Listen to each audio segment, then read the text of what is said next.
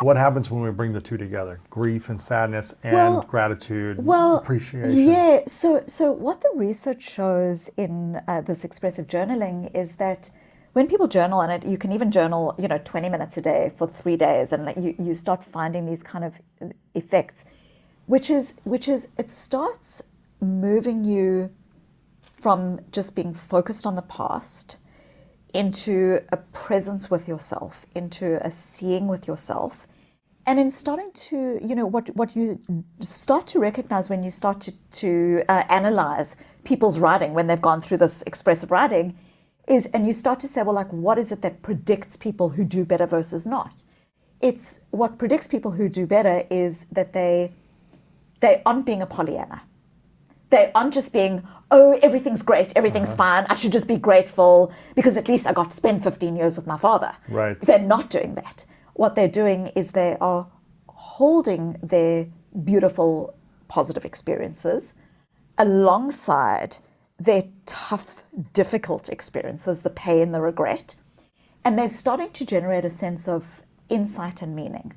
So for me, as an example, and I want to come back to this teacher because it was such a remarkable thing that she said to me.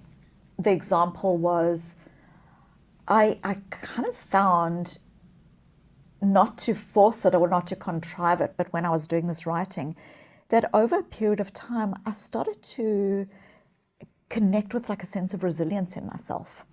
So it was like I would write about these difficult experiences, and then I would like over time start recognizing that like I just had this like inner sense of resilience and connection. And so circling back to your word calm, I came out of the writing with a sense of having seen the self, a sense of calm.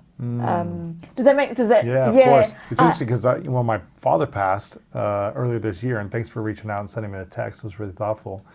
When he passed, I remember everyone was asking me like, how are you doing? And I was like, to be honest, I'm sad and grateful. Yeah. I kept saying like, I'm really sad that it happened this way, and that he was in an accident for 17 years, and I didn't get to have the relationship that I had with him. And I'm trying to find sense of that and find the meaning in that process. But I'm also really grateful because there were some beautiful times we had together. Yeah. So I'm sad and I'm grateful. And I kept saying that. I'm like, I'm sad and I'm grateful. Yeah, and there's bothness, isn't there? And I think that's the beauty. It's like this circling back to what we were saying earlier about this narrative that they're good and bad emotions. What this does is it sets these emotions up against each other. But we are, that beautiful, we contain multitudes.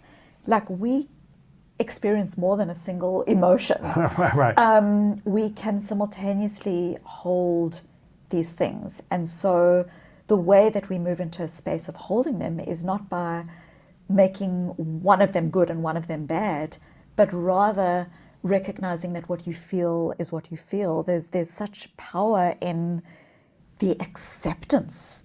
I don't mean passive resignation. I just mean acceptance. Like, this is what I feel, and there's such power. I just wanted to quickly circle back to something that this teacher said. Yes. Years later, so this teacher, I'm 15, years later, I go to a conference, and there's someone at this conference who gives a talk and says, there are going to be people in your life who've really shaped who you are, shaped your experience. And if that person doesn't know that they've shaped your life and shaped your experience, reach out and let them know. Yeah. So I track down this teacher. Wow. And I find her and I send her, a bunch of flowers, and I, like, in this card say, like, you saw me. You saw me. And in seeing me, you allowed me to see myself. And I said to her, but one thing I always wanted to ask you is, Lewis, I would write this journal, and I would write it in pen. I would like scroll and poetry and all this kind of like teenage 15-year-old, and I would scroll it. And every day we had this like secret silent correspondence, because every day I would hand this journal in, and the teacher would then send it back with notes, like saying, you sound really sad, or she would have these notes, but she always had her notes in this like almost imperceptible pencil. It was like you could barely make out what she was writing. It Really? was this really light pencil. and so I said to her, like when we reconnected, I was like, why did you write in pencil? And she said to me, which I thought was so beautiful, she said to me, Susan, it was your story. It was your story. Mm-hmm. And I was simply being witness to your story, but you were crafting your story. And it reminded me a little bit of, because I know you want to dig into emotional agility, and Yes. often people say to me, what is emotional agility? And I say, well, I can give the nerd definition, but ultimately what my work is about seeing. It's about seeing and unseeing. Seeing the What do you self. mean by that? Yeah. Well, it's about seeing yourself in ways that are healthy and whole, and seeing all of you and loving all of you. And in seeing ourselves, we are then more able to see others too. And it reminds me a little bit of Primo Levi, who was a survivor of the Nazi death camps. Just in case you thought you were going to have a light conversation about emotions. So Levi was in a death camp, and when the camps were liberated, he, literally on the verge of death was released. And so he and his fellow death camp survivors boarded trains back to their hometowns. And Levi described how as the train pulled up into his hometown in Italy, there were a whole lot of people waiting on the platforms for them to arrive. And the people on the platforms were so horrified by how emaciated and skinny bones, and and like haggard and deathly the people on the trains were, the people who had been released were, that they were so horrified by it that they turned away. Wow. They turned away, and they turned away because they were unable. They were unable to metabolize. They were couldn't process it. unable to process. They were unable to see. And Levi described how, in many ways, that experience that he had was in many ways even more devastating, more heartbreaking than the experience itself. No way! Wow. And I think that, like, for me, when I talk about seeing versus unseeing, it is really about the thread, which is, what does it take for us to see ourselves? What does it take to see others? Because here's the thing, we live in a world that really gives primacy to goals and objectives and success and all of these things. But the way we deal with our inner worlds, the way we see ourselves, the way we deal with our difficult thoughts, like a thought might be, I'm not good enough. An emotion might be, I'm sad, I'm depressed, I'm grieving. A story might be a story of, do I even deserve love? Am I worthy? The way we deal with our inner worlds drives everything. It drives how we love, it drives how we live, how we parent, how we lead, our health behaviors, our ability to achieve those goals. It drives everything. And that is the centrality of my work, which is about healthy seeing.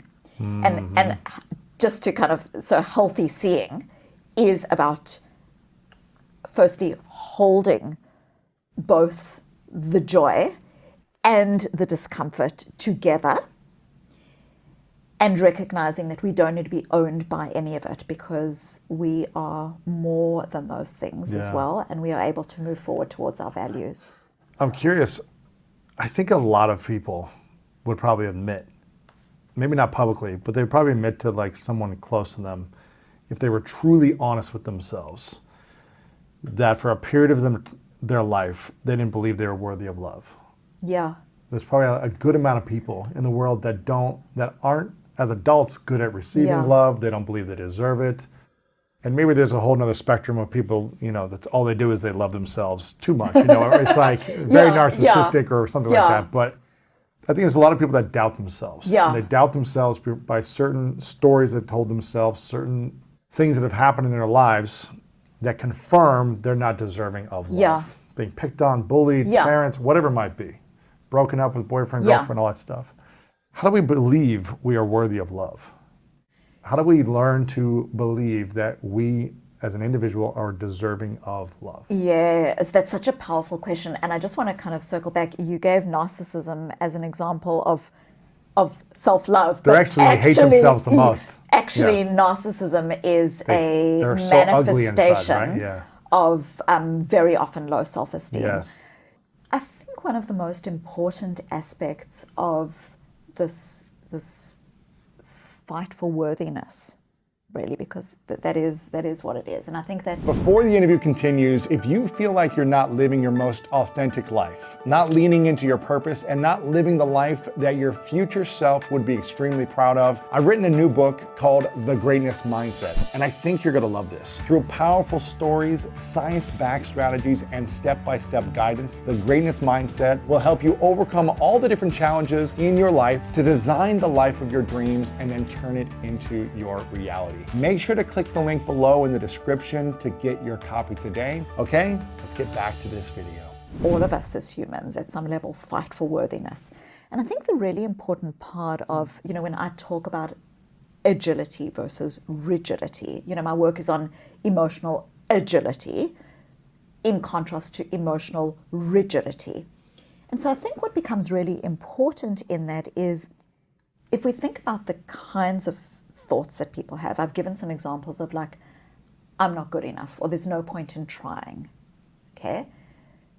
Emotions like grief and anger, or stories about whether I'm worthy of love, whether I'm, okay. So a really important part of actually being able to move forward in the world with integrity is recognizing that these are normal.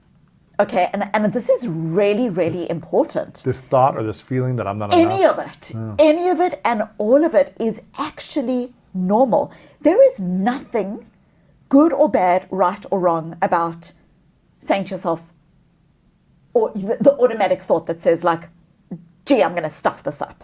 Okay, that is literally your body and your psychology doing the job that it was meant to do, which is to help you to make sense of the world, to adapt and respond. If you were never concerned about how you sounded, you would have no friends. You wouldn't get anywhere. You wouldn't get anywhere. If you were never concerned about whether you should be fearful about something or not, you'd be dead. You would be dead. Yeah. Okay. So this whole narrative, which is that there's some thoughts that are good and some thoughts that are bad and some emotions, is actually like it's a completely false narrative. Interesting. And so one of the core ways we start to dismantle the narrative is by recognizing that these thoughts, emotions, and stories are normal. Yes. They are normal sense-making machines. You are absolutely, your brain is doing its job when it's helping you to kind of judge, be curious, assess, understand, but what happened there, like that's your brain doing its job. So when do we become hooked? When do we become rigid? When are we now being unhealthy? Yeah, when is it holding us back too when much? It's holding us back, and when we start being imprisoned by them. Yes. Okay, so in psychological terms, the language for this is fusion, or in my book on emotional agility, I call this hooked.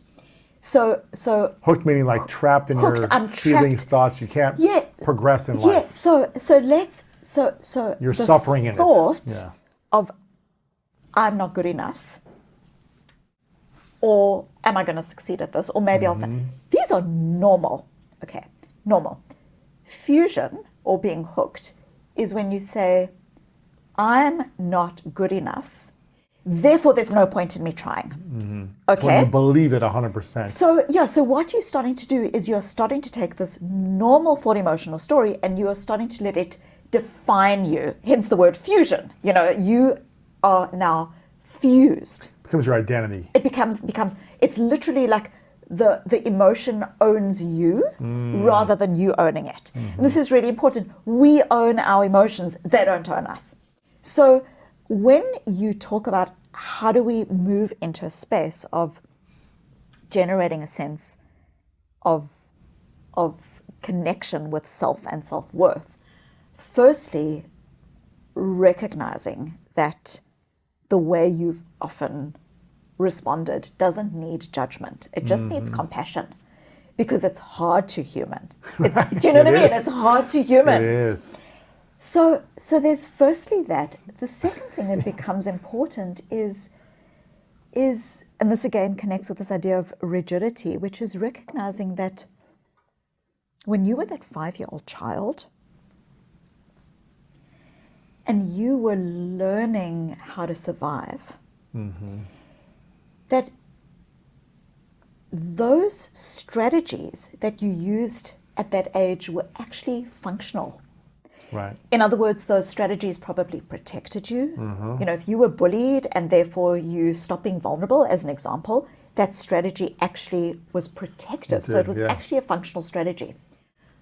What happens is we start moving into a point where the strategy is no longer helpful to us. So now imagine you've developed these strategies of defensiveness, of always wanting to be right, of like all of these things that we develop. Competing, like whatever it is for us. So we start developing these strategies, and then we move into a different part of our lives. Now we've got someone who really loves us and who wants to be with us, and where our once functional strategy of shutting down and of being protective is now not functional. In other words, we've outgrown, just like we outgrow our shoes, just like we outgrow our clothes.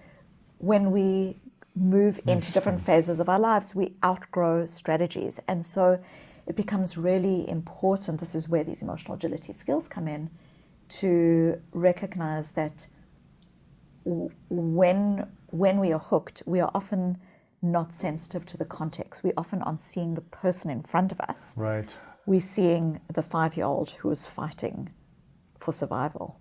And so what does that mean? That means we really owe ourselves huge amounts of compassion for that child. And we also, there's this beautiful quote by Heraclitus, the Greek philosopher, who he describes this idea. He says, you know, as a human being, you can never step into the same river twice. And what is that saying? It's saying the world is always changing. Technology, the economy, politics, like the world is always changing. Yes. And we as human beings are changing.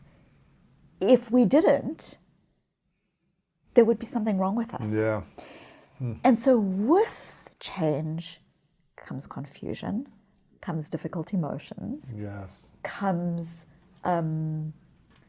It's uncomfortable to change, you know. It's uncomfortable, and it's because it's uncomfortable that it's so important to be gentle with it, because it's like you being gentle with you holding hands with yourself in your walk through life. Interesting. And as opposed to staying stuck where you once were. And so when you're walking through life and you're walking to a new place, whether that new place is a new job or a new career or a new idea or a new relationship, there's such beauty in holding hands with yourself. It's going back to what you're just talking about, it sounds like the memories of our past that are connected to a painful emotion hold us back, or could potentially hold us back in the future to not feel those painful emotions again, right? Yes. It's these stories that we have attached a memory with an emotion, I guess, from these events, right? Whether it's, on some people's point of view, extremely traumatic, or something smaller, but it could still be very traumatic, right? Yeah. Those memories seem to hold us back. It's almost like if we could, erase all the memories of our past, and enter into the world as this human being without those memories, would we be able to be more unapologetic in taking action on things we want to take action on? Will we have more confidence? Will we have? Yeah, I think that's such a powerful question. I mean, I think that like the memories hold us back, and certainly, but they also move us forward. I mean, there's the memory of they protect us. They're all of these things. But I also, but we can be hooked by a past, but we can also be hooked by today. You know, we know that when people are experiencing a lot of stress, when the world is changing quickly, when your job's changing, and there's like yet another transformation, yet another whatever it is, when human beings experience huge amounts of stress, or even normal amounts of stress, normal amounts of confusion, there actually tends to be a cognitive narrowing.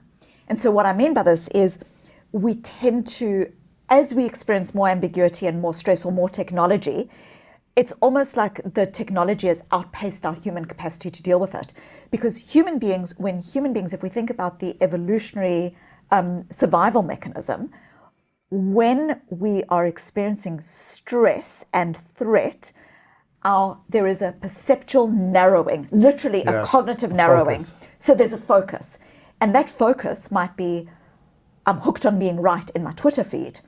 I'm stuck in my emotion today because there's a narrowing. So we can be inagile and rigid because of past experiences, but we can also be inagile and rigid because there's just a lot of stuff coming at us. And like the World Economic Forum talks about these emotional agility skills as being the skills of the future for exactly this 100%. reason. When we walk through life, we walk in a way whereby beauty holds hands with fragility. Okay? You know this in your own life. You know this with your dad, where you can experience a relationship with a person and that person is no longer. That person dies. You're in grief.